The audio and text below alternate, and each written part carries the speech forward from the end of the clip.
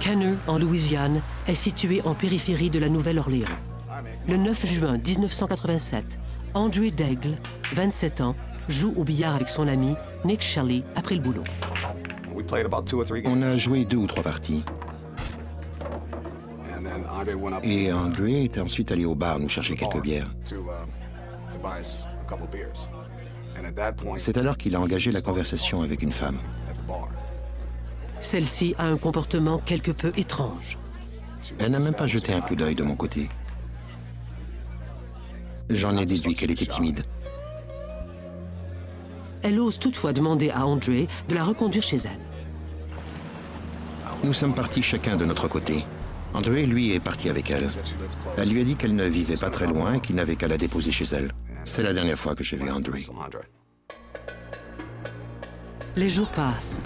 Les amis et les membres de la famille s'inquiètent de l'absence d'Andre, comme le raconte ici son frère Chris. On a commencé par appeler les amis et les connaissances d'Andre, les gens qu'il voyait le plus souvent. Mais personne n'a eu de nouvelles de lui. Sa famille signale alors sa disparition. Même si les policiers promettent aux parents d'Andre de rechercher sa camionnette, le capitaine Jim Gallagher de Jefferson Parish ne peut malheureusement pas encore ouvrir une enquête officielle. Cet homme avait quitté un bar avec une femme. On ne pouvait pas consacrer beaucoup de ressources à ses recherches. La famille et les amis du disparu ratissent méthodiquement la Nouvelle-Orléans. On roulait sans interruption dans toutes les rues, dans un sens puis dans l'autre. On l'a cherché ainsi pendant 3 ou 4 jours consécutifs. Malgré ces recherches intensives et la pose d'affiches un peu partout, on n'obtient aucune piste. Plus le temps passait et plus on était découragés. Ces recherches qu'on avait effectuées 24 heures par jour nous avaient drainé toute notre énergie et on subissait un stress immense. À Los Angeles, soit à plus de 3200 km de là, Elise, la sœur d'Andre, craint le pire. J'étais sûre qu'il s'était produit quelque chose de très grave. Andre n'était pas le genre d'homme à disparaître ainsi. Il n'était pas le genre non plus à aller dormir chez quelqu'un sans aviser ses proches. Ça ne lui ressemblait pas du tout. En désespoir de cause, Elise cherche de l'aide auprès d'une source à tout le moins inhabituelle. Je n'avais jamais consulté une voyante jusque-là, mais Andre était introuvable. Toute la famille avait ratissé la ville sans succès et il fallait que je fasse quelque chose de mon côté. Une amie d'Elise lui conseille d'appeler Rosemary Kerr. Depuis plus de 20 ans, cette dernière a aidé plusieurs familles à retrouver des proches. Lors d'une séance, j'établis un contact physique avec la victime, qu'elle soit vivante ou en état de transition. Si la personne est décédée, je parviens à entrer dans son corps et à voir à travers ses yeux. C'est comme regarder un film en couleur ou en noir et blanc et tout arrive en même temps. J'observe attentivement et j'essaie de comprendre ce qui se passe et de savoir où je me trouve.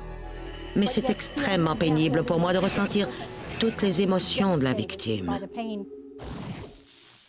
Elle m'a dit « Ne me dites rien, je ne veux rien savoir ». Et elle ajoutait « Venez chez moi samedi soir et apportez-moi une photo et une carte routière ». Rosemary doit son don à ce qu'elle appelle ses guides de lumière. Lors de mes séances, je commence par réciter une prière. C'est très important pour moi. Non seulement cette prière me permet-elle d'entrer en contact avec mes guides de lumière, mais elle me protège aussi, moi, et les personnes qui me consultent. Je cherche à découvrir la vérité et j'ai recours à la prière pour l'obtenir. Je ne me rappelle pas tout ce qui se passe lors d'une séance parce que je retransmets aussitôt toutes les informations que je reçois. J'enregistre donc tout pour pouvoir réécouter ce que j'ai dit et le noter par écrit. C'est très important. Rosemary enregistre la séance avec Elise, qui a apporté une photo. La voyante tente d'établir un contact avec Andre. Quand on participe à une séance, on peut sentir l'énergie qui passe entre les personnes présentes. C'est très intense. Tous mes sens étaient en émoi et je voulais obtenir d'elle toutes les informations qu'elle pouvait me fournir. Rosemary se concentre sur la photo. Quand j'utilise une photo, le bout de mes doigts devient extrêmement sensible. Cette sensibilité me permet de voir, d'entendre et de comprendre certaines choses. Tous mes sens sont en action et aussi ceux des personnes présentes et même ceux des personnes qui sont absentes. Tous ces sens travaillent en même temps. Je pouvais voir le véhicule de couleur sombre d'André et j'ai dit à Elise que j'avais trouvé le véhicule.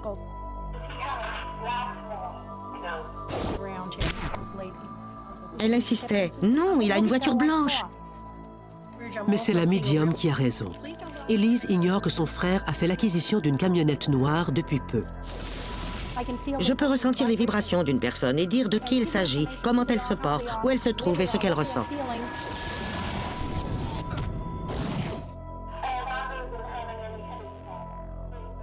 Rosemary établit alors un lien physique avec André. C'était comme si on m'avait martelé les tempes et j'avais aussi une douleur horrible à la nuque. Je me tenais la tête avec les mains. J'avais l'impression qu'on me frappait, que le sang coulait.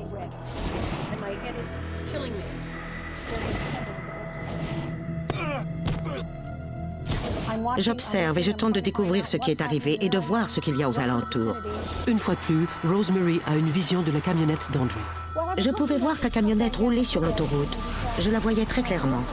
Je pouvais voir également des têtes. Il y avait une tête aux cheveux sombres et une tête aux cheveux blonds cendrés. Rosemary voit ensuite André avec la femme qu'il a rencontrée au bar. Je n'ai pas vu son visage à elle à ce moment-là, mais c'est bien tout ce qui m'a échappé. Les vibrations qui émanaient d'elle étaient très négatives, c'est le moins qu'on puisse dire. Elle le tenait. Il y avait comme un voile sombre, je ne saurais le décrire, mais ce dont j'étais sûre, c'est que la situation allait porter malheur à André. Mais où donc est André? Quand je travaille avec une carte routière, je me ferme les yeux. Je me concentre sur les vibrations que je ressens au bout des doigts. Cela m'indique où les recherches doivent être menées.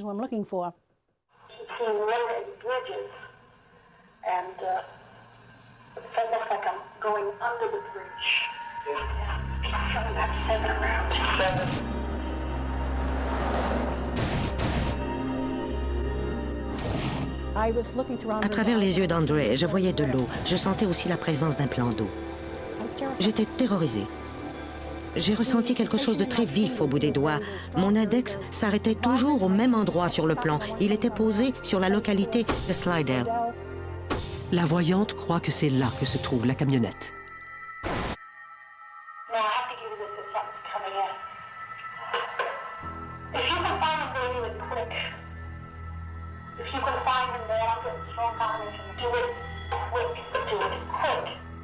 Elise appelle immédiatement en Louisiane. Tout à coup, la sœur d'André de Los Angeles a appelé pour nous dire qu'une voyante lui avait indiqué qu'on devait aller à Slidell. J'étais très méfiant à l'égard de ces gens qui se considèrent des voyants. Mais après autant d'heures de recherche, on aurait fait n'importe quoi pour retrouver André. On n'a même pas hésité. On s'est dit, allons-y, et nous sommes aussitôt partis pour Slidell. En moins d'une heure, les membres de la famille atteignent la région rurale de Slidell. La voyante nous avait dit de parler à André, d'essayer de sentir sa présence, en priant par exemple, en étant attentif, en lui parlant, en se concentrant le plus possible sur lui pour provoquer quelque chose. Alors qu'ils roulent sur une route isolée, ils sont doublés par une camionnette, mais pas n'importe laquelle. J'étais sous le choc. C'était la camionnette d'André, avec sa plaque d'immatriculation. Mais André ne se trouvait pas à bord. Il y avait deux inconnus à l'intérieur.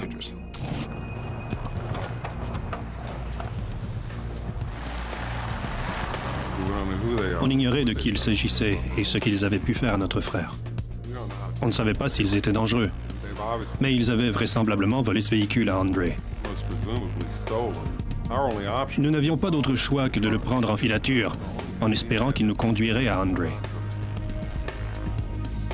Nous étions donc sur cette route obscure, tard dans la nuit, et nous suivions aveuglément ces types. J'ignorais s'ils nous conduisaient dans un piège. On s'est aperçu qu'ils tentaient de nous attirer quelque part parce qu'ils n'empruntaient que des routes secondaires. Il fait de plus en plus sombre quand ils se retrouvent soudain dans une impasse. À ce moment-là, ils ont fait demi-tour et nous ont fait face. Ils ont éteint le moteur et les phares avant de descendre de la camionnette. Cela semblait être une embuscade. On est resté assis et on a attendu. La voyante n'a toutefois pas prédit ce que l'avenir leur réserve.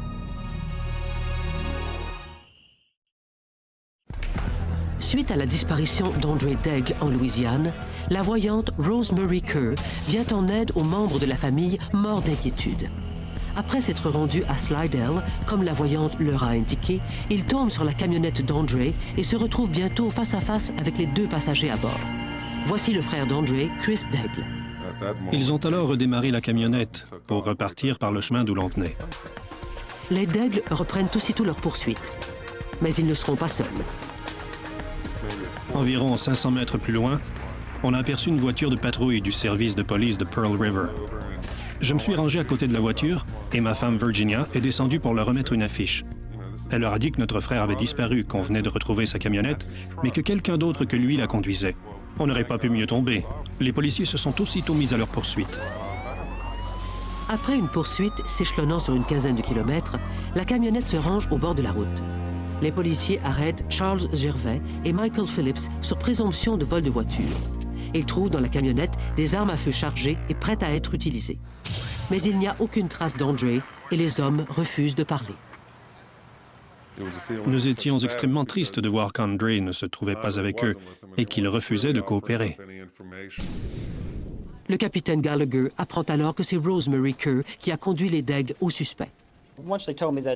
Quand on m'a appris que ces informations avaient été fournies par une voyante de Californie, j'étais plus que sceptique. Mais il était de mon devoir de prendre toutes les informations en considération et de vérifier leur validité. Gallagher contacte Rosemary. Même elle est surprise de la précision de sa vision, car c'est plutôt rare qu'il en soit ainsi dans le domaine du paranormal. Tout était différent. Tout mon corps, tout mon organisme se sentait différent. C'était comme si j'avais atteint un état que je n'avais encore jamais atteint au cours de cette séance. C'était comme si c'était la première fois que j'allais aussi loin. Elle m'a parlé des informations qu'elle avait transmises à Élise. Elle m'a assuré qu'elle n'était jamais venue en Louisiane. La description d'un des individus correspondait à Michael Phillips, dont les cheveux étaient longs et blonds.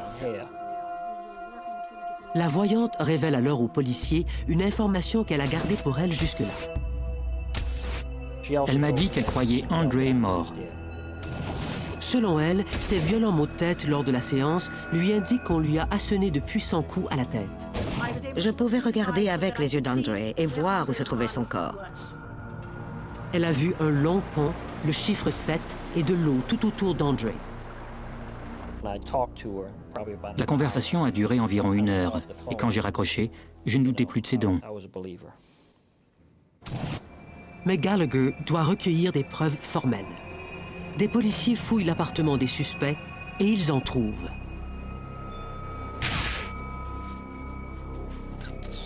Il y a des éclaboussures de sang dans le salon et une mare de sang par terre, mais aucune trace d'un corps. Michael Phillips refuse de parler, déclarant qu'il ignore tout du crime.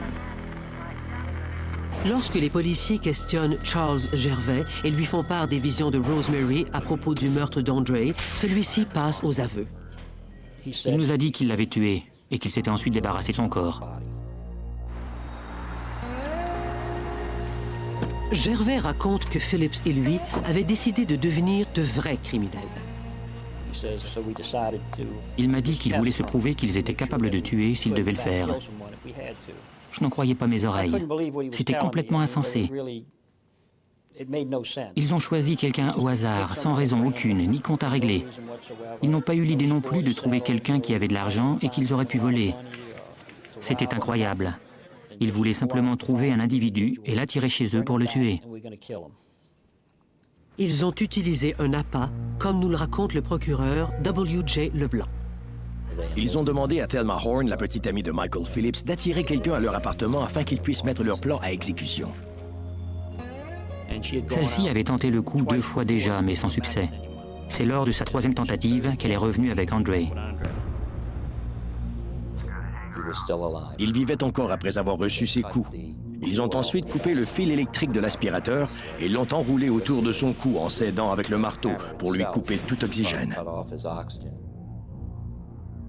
Il a eu une mort atroce. Ensuite, ils ont décroché les vieux rideaux des fenêtres. Ces rideaux étaient doublés d'une sorte de revêtement en caoutchouc. Ils ont enveloppé le corps d'André dans ces rideaux. Après ses aveux, Gervais conduit les policiers jusqu'au cadavre. En arrivant dans le secteur, les policiers sont frappés par la précision des visions de Rosemary. Elle avait déclaré qu'il se trouvait près d'un long pont et qu'il était entouré d'eau. Elle nous avait également dit que le chiffre 7 était important. Après avoir traversé un long pont, Gervais demande aux policiers de prendre la sortie numéro 7. Il ajoute que Phillips et lui ont enfoui le corps d'André dans un canapé avant de le jeter dans les eaux noires d'un marécage. J'ai essayé de comprendre comment Rosemary avait pu nous fournir cette information, surtout que c'était un jour avant qu'on apprenne qu'il y avait eu homicide. C'était fascinant. Comment avait-elle pu y arriver? Je n'arrivais pas à l'expliquer.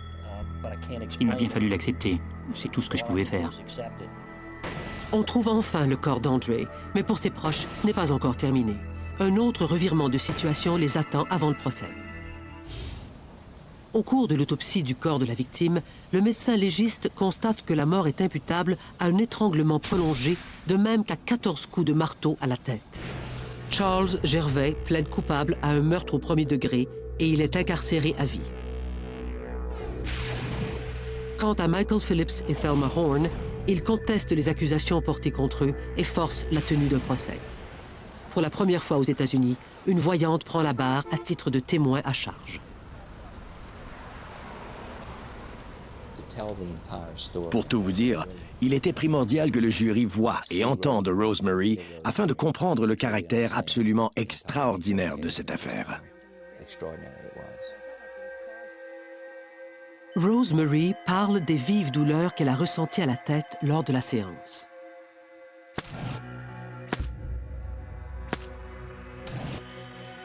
Elle explique au jury qu'elle a conseillé à la famille de se rendre à Slidell. Le moment le plus étonnant dans ce cas, c'est quand la voyante a dit aux membres de la famille de se rendre à un endroit précis et que ceux-ci ont suivi ses directives et qu'ils sont arrivés au moment exact où le véhicule de la victime se trouvait sur la route avec, à son bord, les meurtriers. C'est ahurissant. Au beau milieu du procès, après plusieurs jours de témoignages interminables, Michael Phillips décide de plaider coupable de meurtre au premier degré. Thelma Horn sera par la suite jugée coupable de meurtre au deuxième degré.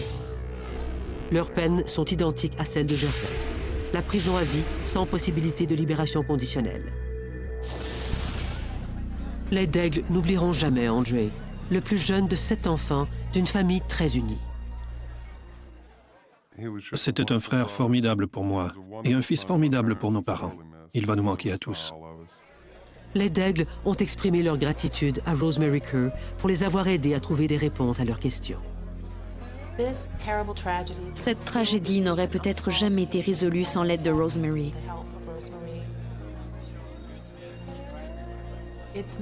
Cela m'a rendue plus ouverte. Je crois maintenant à l'impossible. Le talent remarquable de Rosemary en a confondu plusieurs. Avant tout ceci, j'étais très sceptique. Je ne croyais pas du tout aux phénomènes paranormaux. Mais après cette affaire, je crois fermement que Rosemary, cette femme en particulier, possède vraiment des pouvoirs extrasensoriels. Gervais a dit à la police que Phillips et lui devaient quitter la ville quand les Daigle les ont repérés.